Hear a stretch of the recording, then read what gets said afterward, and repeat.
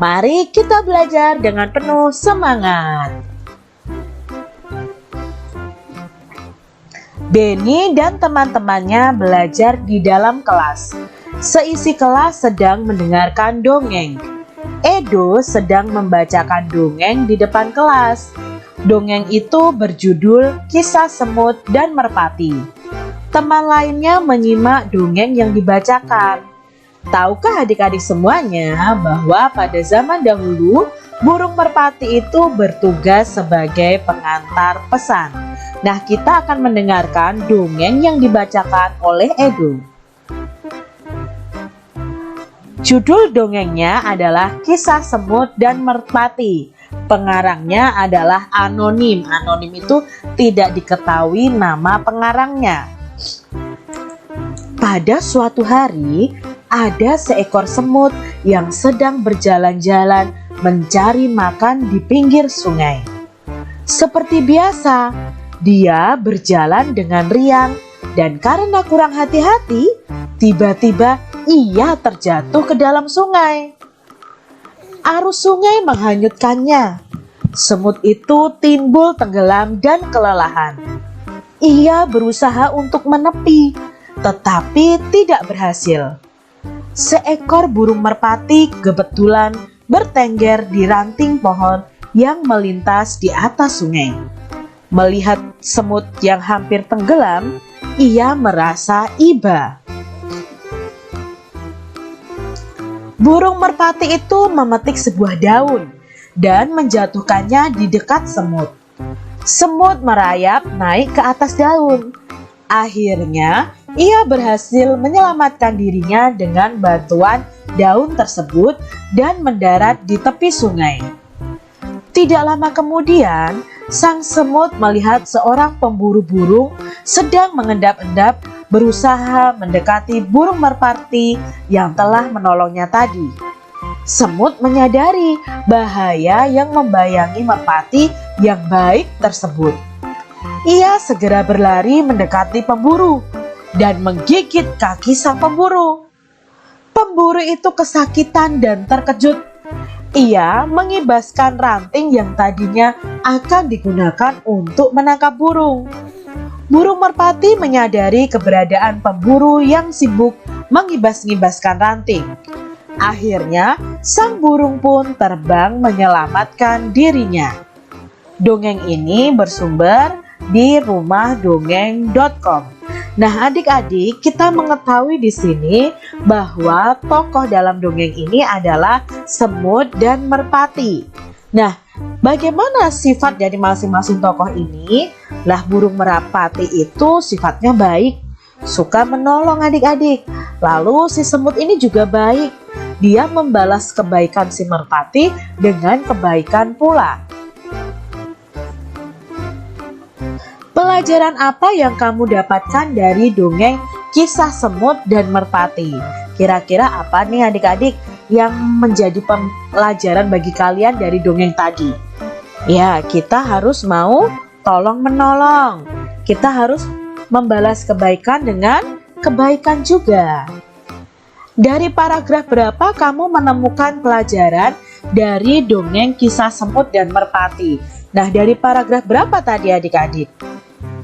Kalau Kak Citra dari paragraf ketiga dan keempat ya, karena di sini paragraf ketiga itu burung merpatinya memetik daun untuk menolong si semut.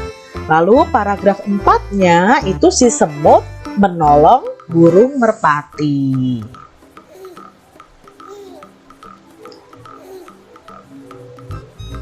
Di sini Benny memelihara ayam di rumah karena ia menyukai binatang. Ayah Benny membuatkan kandang ayam.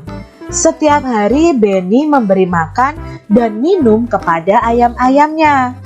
Ayam-ayamnya sudah ada yang bertelur. Benny bertugas mengumpulkan telur-telur itu. Ayah Benny juga menyukai binatang. Ia memelihara burung beo. Burung beo ayah bisa bicara. Ayah juga orang yang lucu. Ia mengajari burung beo kata-kata yang lucu. Ayah dan Benny sering tertawa mendengarnya. Kadang-kadang Benny suka menggoda burung beo ayah. Setiap manusia memiliki sifat masing-masing. Dalam keluarga ada yang memiliki sifat yang sama, ada juga yang memiliki sifat yang berbeda. Dari cerita di atas, kita tahu bahwa sifat Benny itu rajin dan menyukai binatang. Tuliskan atau sebutkan sifat ayah Benny yang kamu temukan pada teks bacaan tadi adik-adik. Nah, ayah Benny itu bagaimana sih sifatnya? Yang pastinya ayah Benny itu penyuka binatang ya. Lalu orangnya lucu, kocak ya, suka bercanda, sayang kepada Benny. Buktinya apa kak? Benny dibantu membuat kandang ayam. Lalu bagaimana sifat Benny yang kamu temukan pada teks bacaan tersebut? Benny juga orang yang sayang kepada binatang. Buktinya dia mau merawat ayamnya ya. Lalu dia juga sayang kepada ayahnya. Itu adalah sifat ayah dan sifat Benny. Edo paling jago kalau diminta menirukan gerak dan ekspresi wajah seseorang. Edo tahu kalau Benny itu menyayangi binatang. Ia suka menirukan tingkah laku dan ekspresi Benny saat mengelus-elus ayamnya. Kegiatan menirukan gerak dan ekspresi wajah seseorang disebut dengan pantomim.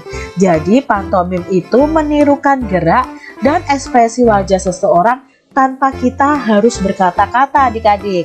Nah, kalian bisa bermain pantomim dengan teman-teman kalian.